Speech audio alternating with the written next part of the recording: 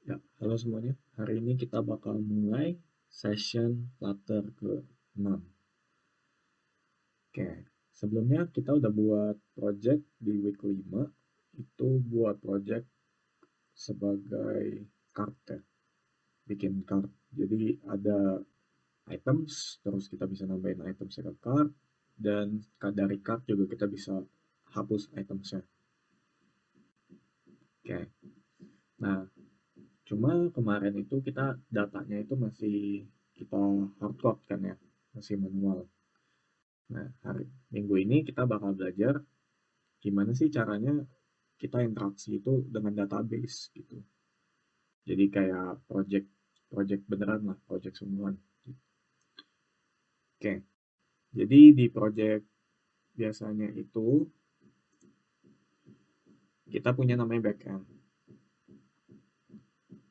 Jadi dari backend itu baru ke database. Nah, kita itu bentuknya sebagai client. Karena kita bentuknya banyak, kayak aplikasi kita bisa dipakai sama 10.000 orang, tapi server kita akses kontrolnya cuma satu. Oke, seperti itu. Nah, lalu pasti pertanyaannya kenapa sih kita harus interaksi sama backend? Nah, yang pertama itu central data access. Jadi data access kita itu sentral, cuma satu doang. Jadi buat satu untuk banyak aplikasi yang sama. Terus privacy dan sekuritas. Kita bisa mengontrol data ini boleh diakses nggak sama role ini atau bahkan sama aplikasi lain. Jadi kita bisa aja kasih sebagai kayak kalau pakai aplikasi kita, misalnya namanya card.com misalnya, kalau pakai card.com dia baru boleh masuk, baru boleh pakai aplikasi kita, baru boleh kasih datanya itu. Atau misalnya kita bikin aplikasi buat guru gitu, buat guru, buat nilai, buat sama muridnya. Nah, jadi muridnya nggak boleh ngambil data, misalnya guru boleh ngambil data ujian, tapi muridnya nggak boleh dong ngambil data ujian, karena soal-soal ujian bang soal kan di sana. Nah, itu privacy dan sekuritas tuh. Jadi bisa kita split by role, bisa split by apps. Jadi banyak sih itunya. Ketiga, data integration. Jadi data kita ini semuanya nyatu. Berbagai platform, berbagai berbagai aplikasi, berbagai user. Data kita integrate. Jadi contohnya aku chat sama orang. Nah, yang pasti kita mau datanya sama kan. Kayak aku kirim ini, dia dapatnya itu. Otomatis juga kayak begitu. Itu data integration. Oke. Terus gimana sih caranya kita uh, connect sama si backend server ini? Salah satu caranya adalah menggunakan HTTP request. Nah, jadi di HTTP request itu kita ngirim HTTP request, terus nanti server ngasih respons. Nah, kalau ini aku sering jelasin ke orang itu yang masih beginner itu, pasti jelasinnya gini. Kayak kita sebagai klien, kayak kita minta menu sama si server, minta menu sama waiter.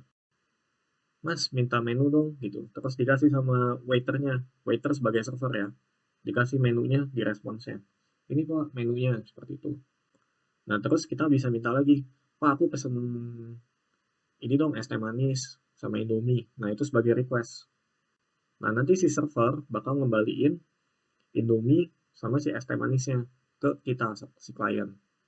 Nah, cara main HTTP request seperti itu. Oke, nah ini adalah sebuah protokol. Biasanya kita menggunakan RESTful API kalau kita ini HTTP request. Sebenarnya banyak lagi, cuman yang paling common dan yang memang sekarang dipakai untuk client ke server itu RESTful API pada umumnya untuk case yang seperti ini. Tapi kalau chat system dan lain-lain itu nggak bisa pakai RESTful API. Karena RESTful API itu sistemnya kalau kita panggil baru dapat. Nah, nanti kalau mau belajarin lagi, mungkin kita nggak ada course sih yang untuk yang chat system. Itu bisa dipelajari lebih lanjut sendiri. Nah, jadi di RESTful API ini kita send bentuknya JSON, kita menggunakan HTTP method. Ya udah, HTTP method tuh itu adalah verb. Jadi kita bisa ngasih tahu ke server itu kita maunya tuh lagi ngapain sama datanya. Jadi sebenarnya ada banyak banget HTTP method atau biasanya verb yang disebut sebagai verb. Sebenarnya banyak banget. Cuman yang paling common dipakai itu adalah 4 ini. Jadi kita telusurin satu-satu. Nah, get seperti namanya itu buat ngambil data. Post itu buat ngirim data. Jadi contohnya buat misalnya nambah user, add user, login, dan lain-lain. Put itu biasanya untuk dipakai untuk ngerubah data kayak contohnya aku pengen pengen card aku stok itemsnya cuma satu atau cuma dua atau nambah lagi jadi tiga atau mau merubah nama profile, nah itu pakai put. Nah terus kalau untuk delete ini ya udah seperti namanya, ini untuk ngedelete data. Jadi kayak sebuah user mau delete usernya, delete akunnya, atau delete post di Instagram. Nah, itu menggunakan verbnya delete. Nah, jadi ini satu request, balik lagi ke response. Jadi pas kita request, kita dapatnya ini. Nah, nanti response dari API ya tergantung dari responsnya seperti itu. Nah, ini kita mau install Postman untuk ngetes API. Untuk ini Postman ini gratis. Jadi aku bakal kasih link juga, link download untuk di bawah. Sama kita bakal coba pakai namanya fake API. Jadi fake API itu ada orang yang bikin API untuk dipakai untuk testing nih, untuk purpose seperti ini. Karena kita nggak mungkin bikin API sendiri nih, karena kita bukan tugas kita lah, karena itu tugasnya backend. Bisa aja kita bikin fake API menggunakan JSON server. Nah, tapi permasalahannya adalah takes too much time and effort lah buat bikin kayak gitu. Oke, aku bakal kasih ke fakeapistore.com. Jadi ini kita bakal pakai fakeapistore.com. Nah, di sini ada banyak banget cara pakai produknya. Ini metodenya fetch itu untuk nge-get. Jadi ini biasanya udah kalau untuk JavaScript ya. Ini untuk JavaScript dia nge-fetch terus ini outputnya. Nah, kalau fetch itu untuk nge-get di JavaScript. Nah, tapi bisa kita kasih seperti contohnya ini pas add new product kita kasih metodenya post. Jadi fetch ini defaultnya method itu sebagai get seperti itu. Nah ini banyak banget nih bisa kita pakai, ada get all products, ada get single products. Jadi kayak contohnya kita mau ngeliat ke detail toko, ya ke detail toko atau ke detail barang. Nah itu kita tembak API lagi seperti itu. Nah ini ada banyak banget, ada card, ada user. Nah cuma kalau kita ngelakuin semua di HTTP di request kita, maksudnya di project kita yang sekarang itu nggak bakal keburu nih, karena ada bisa bikin add to cart juga, delete cart juga, dan lain-lain nih. Terus kalau mau add to cart atau delete cart, kita harus bikin user dulu. Jadi kita harus bikin login, harus bikin sign up. Nah itu nggak keburu waktunya. Nah mungkin untuk di research ya, ini mungkin sebagai tugas nih. Nanti aku bakal kasih tunjuk. Kita bakal cuma ngerjain get all products dulu, terus add to cart-nya menggunakan state management kita, seperti kayak kemarin. Cuma bedanya akses datanya, sentral datanya itu menggunakan API, bukan menggunakan mock data lagi. Nah, aku bakal ngajarin sampai situ aja. Nah, untuk yang lain, untuk add to cart, untuk bikin login, ini bisa sebagai project mini kalian nih. Untuk nambahin portfolio, untuk belajar Flutter lebih dalam lagi. Seperti itu. Oke. Yuk, coba kita testing di Postman. Coba buka Postman. Aku bakal ngajarin cara bikin dokumentasi Postman. Nah, jadi kita buka, jadi biasanya masuk dari home. Nah, kita masuk ke workspace, pencet yang my workspace. Terus kita bisa add collections. Nah, ini kita rename ya. Store API. Oke, di Store API ini kita bisa nambahin folder. Karena kita maunya pakai item, jadi kita pakai item saja. Nah, ini kita bisa add request di sini. Kita buka lagi si Store. Kita yang get all product aja. Kita rename all products. Kita cobain get di sini, terus kita save. Nah, di sini kita bakal dapat items nih, banyak banget. Ini bisa kita cobain satu-satu. Dan ini sebenarnya bisa kita limit. Nah, bisa buka dokumentasi si API lagi, limit. Nah, kita bisa ngasih kayak seperti ini. Ini namanya query parameter. Jadi kita juga bisa kasih sort dan limit dan lain-lain nih. Nah, kita mau limit dia ini itemsnya ini kita cuma mau ambil contohnya 5. Nah, kita bisa masuk ke params di query parameters. Kita kasih limit. Terus 5 di sini. Kalau kita mau ambil 10 data 10. Kita tes dan di sini cuma ada 10 data. Jadi coba kita testing. Oke, nah jadi 5 data. Nah, coba kita bikin sort juga. Yes, descending. Oke, nah descending jadinya. Nah, ini jadi kita bisa gabungin banyak query parameter itu pakai done nih. Kalau di URL-nya. Kalau di URL-nya aja. Nah, untuk sekarang mungkin kita pakai limit 5 dulu sih.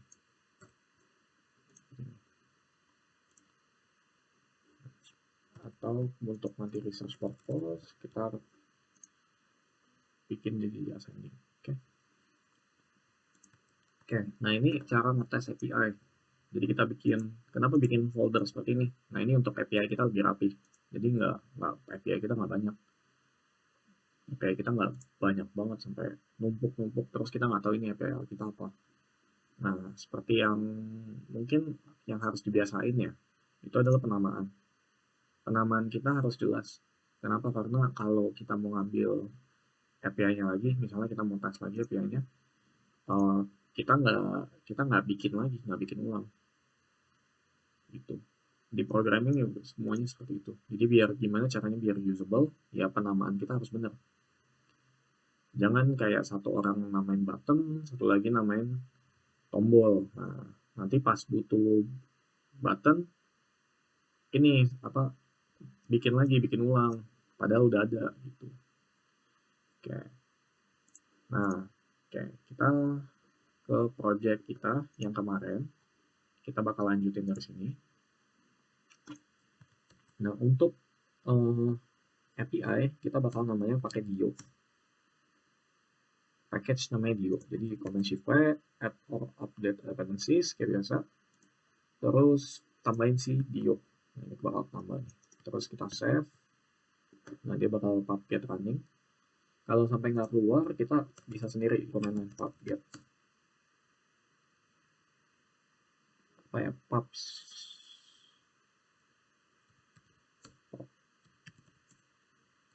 So.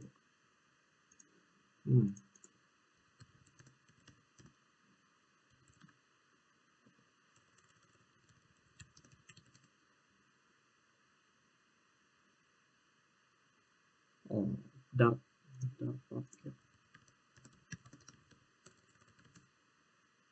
Ya. Pakai dartnya. Atau flutter pubget kalau nggak salah. Ya, flutter pubget. Pakai yang flutter pubget. Kalau nggak muncul sama sekali pas ya. Oke. Nah, kita bakal bikin folder namanya services. Terus kita bakal bikin namanya base service. Nah, kita import package-nya si Dio ini. Dio daftar. Terus kita kasih Dio. Nah, ini bakal kita bisa bikin kita bisa pakai nih video ini jadinya. Contoh kita bikin base service. Kita bikin method static, jadi kita bisa pakainya base service dot apa. Nah, terus bentukan si API request ini selalu future, karena kita nggak tahu dia bakal ngasih kita kapan datanya itu. Jadi kan kita harus nunggu sampai selesai nih. Nah, untuk pakai nunggu sampai selesai itu kita pakai future namanya. Jadi kita bisa pakai await.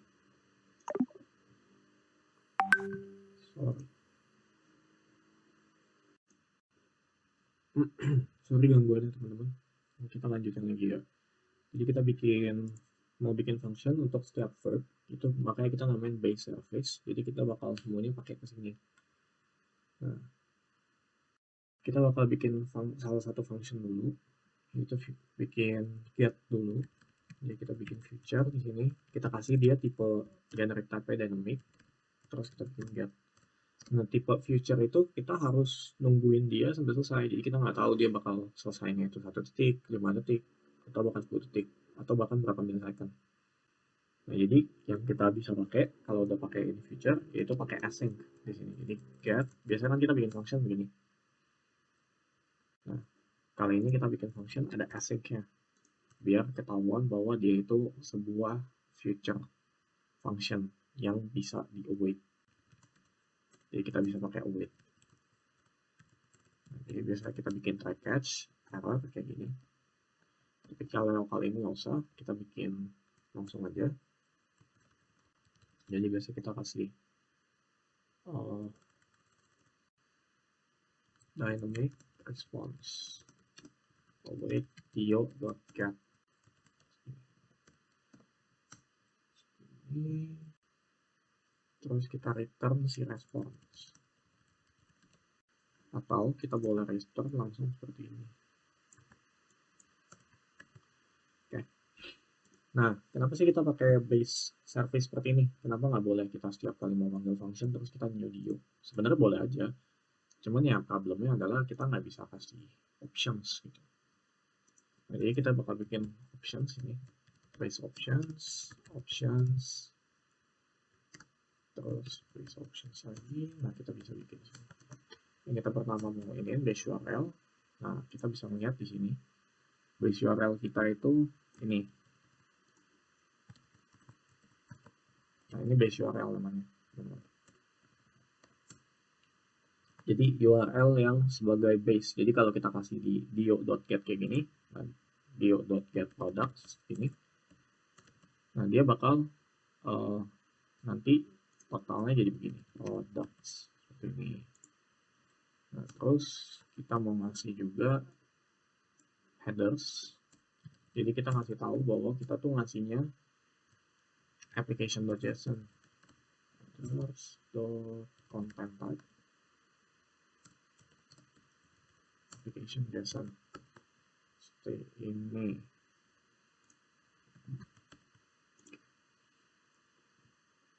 Oke. Nah, terus yang kita mau dapetin itu di sini ada URL sebenarnya. Jadi kita ngasih string URL. Jadi URL-nya dinamis di sini. Ini. Nah, ini options jangan lupa dimasukin. Oke.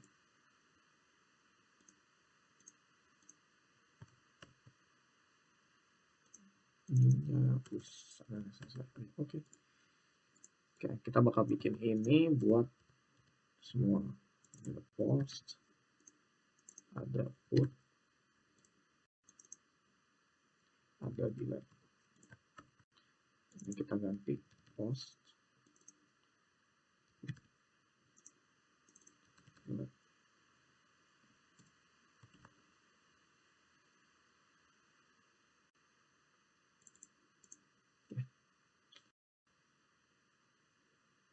Oke. Terus kita bikin di dalam service ini, kita bikin namanya folder API. Terus kita bikin products.api.da.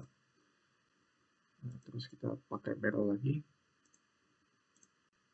untuk itu keluarin products API. Nah, yang kita mau itu sebenarnya kan ngambil data ini, data si products, kalau kita mau lanjutin nih, data si products ke screen yang home ini, ya kan ya. Oke. Nanti sekarang kita cari cara biar pakai data ini jadi pakai data yang di API.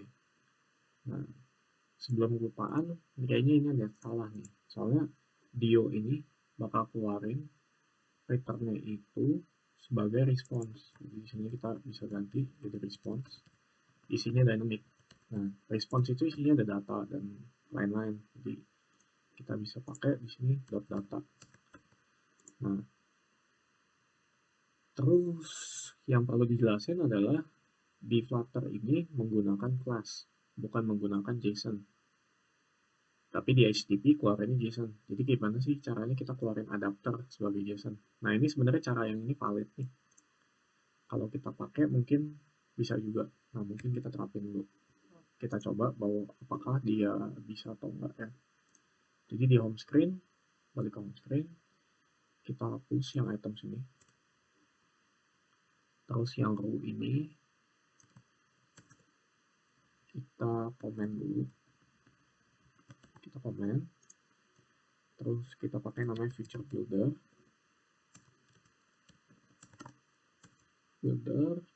Terus di sini juga dia nerima namanya feature. Nah, ini feature itu adalah function yang kita pakai. Jadi get products. Nah, teman-teman kalau kebuka ke web, ganti di bawah sini ya.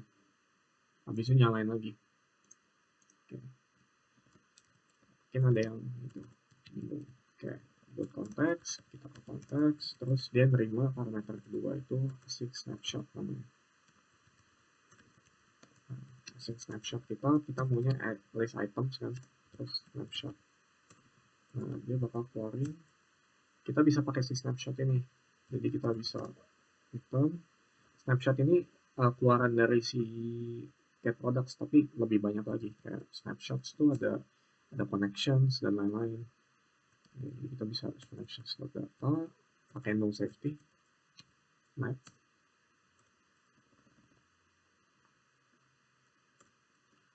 .map. Nah, sini return row yang kita ini. Cuma bedanya adalah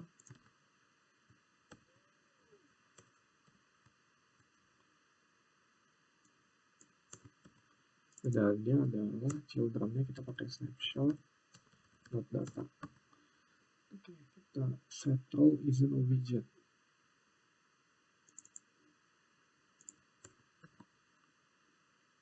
Oh, sorry. Nah, terus kita nambahin no safety di sini karena dia takut null. Oke, seperti ini. No check operator using no value.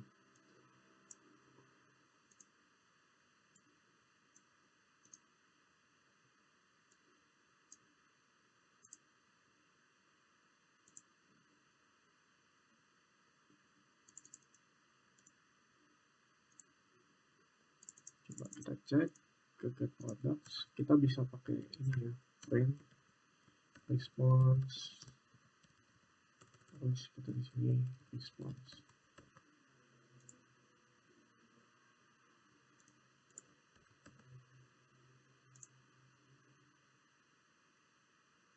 Terus kita order stop. Nah, kita bisa buka devtool juga sebenarnya. Nah, nanti kita pelajari. No value. Oh, mungkin harus di wrapping sama. Jadi ini enaknya snapshot. Kita bisa pakai ada kayak hash data. Terus kalau hash data kita return ini. Kalau nggak ada datanya, kita returnnya misalnya text no data sebagai return.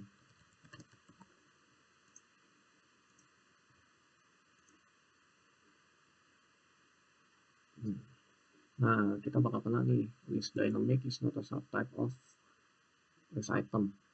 Nah, karena kita pakai sistemnya casting, walaupun data di sini ada nih.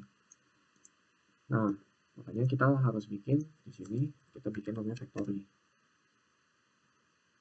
Nah, factory-nya ini kita namain from JSON. Terus kita pakai map. Map itu kayak objek, tapi buat di Flutter. Jadi string dynamic. Kenapa string dynamic? Karena ID ini string. Terus value-nya dynamic. Nah, kayak gitu bacanya. Jadi key sama value. Nah, ini key, ini buat tipe key, ini buat tipe value-nya. Terus kita bakal return item. Nah, ID, nah kita sesuaiin sama yang kita udah ini ya, postman, jadi ID sama ID, title sama title, price sama price gitu. Jadi item.id.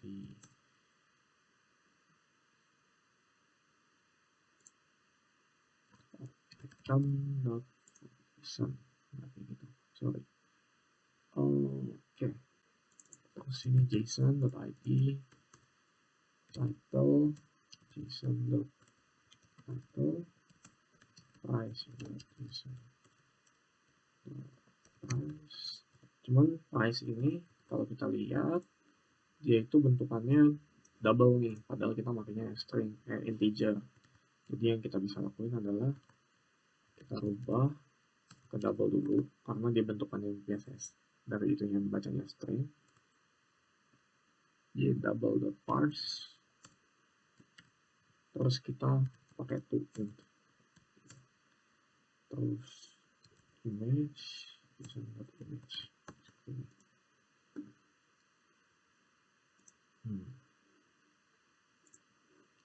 Nah, terus kita ke kotak sapi lagi.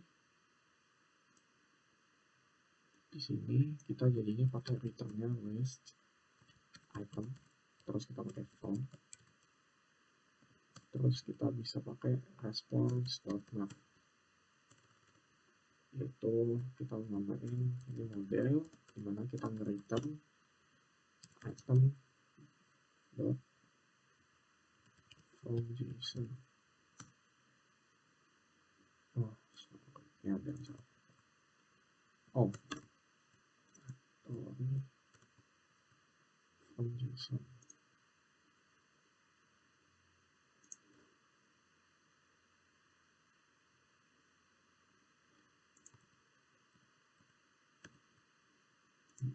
Benar sih.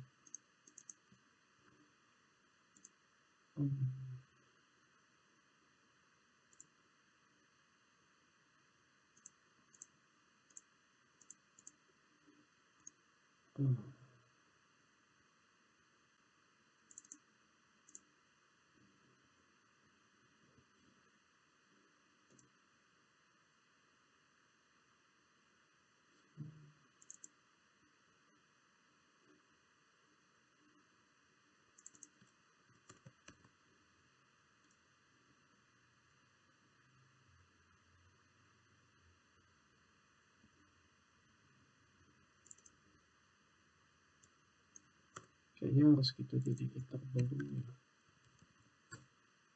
Variable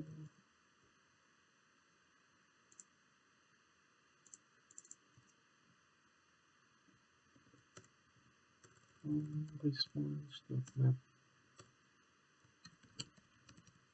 from JSON. Betul. JSON model. Terus kita restart.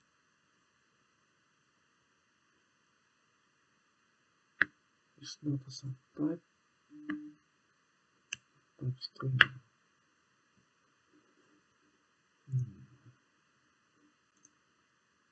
Di sini mungkin kita harus to string dulu. String. Jadi kita rubah ke string, tidak parse ke double, terus jadiin integer. Kita coba. Oke, munculnya item sih akhirnya. Nah, kita juga bisa pakai si ini, snapshot. Itu kita bisa melihat dia loading. Jadi kan kalau kita lihat nih sekarang, misalnya kita refresh lagi, kita nggak bisa lihat nih kalau dia lagi loading datanya. Dia cuma popular item, habis itu udah nanti itemnya keluar nih. Gitu. Jadi kita switch pakai switch case. snapshot dot connectivity state, terus kita case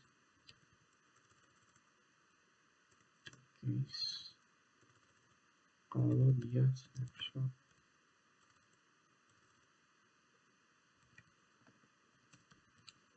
state dot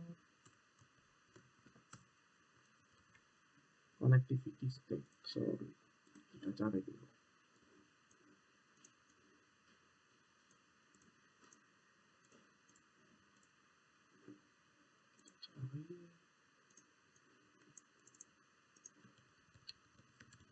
Di state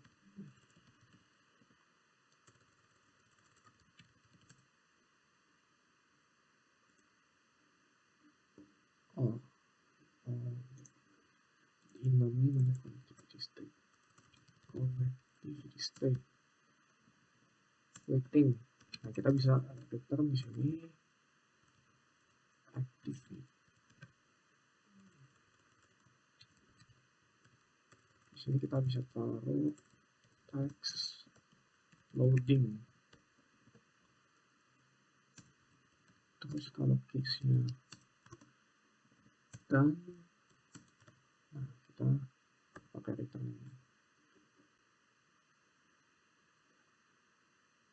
Terus kalau default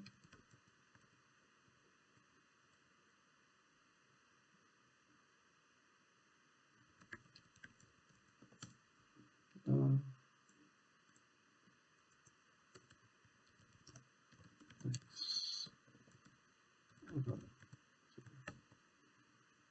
nah, dia loading, selesai loading baru keluar ini. Oke. Kita cari gimana caranya kalau buat loader Flutter.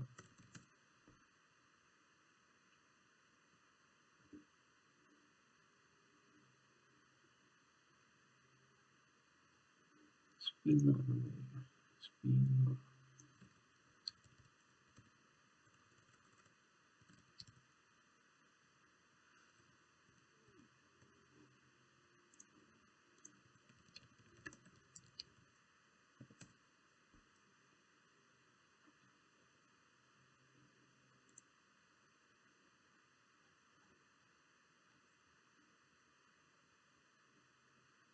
Nah, circular progress indicator.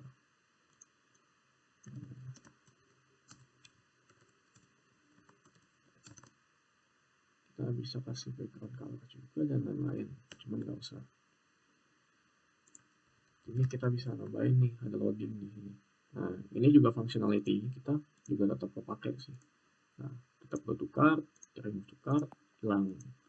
Nah, jadi ini cara ngambil data secara gampang sih untuk ke API ya. Jadi data kita ini tidak ribet seperti itu. Nah, yang kita bisa lakuin adalah next-nya. Itu pas kita add to cart, ini mungkin untuk tugas atau untuk coba latihan. Pas add to cart, kita pakai ini API method add ini. Terus kita juga bisa pas masuk get user card seperti itu. Nah, terus kita juga bisa bikin nih kayak add user, ini berarti buat sign up. Terus ini user login.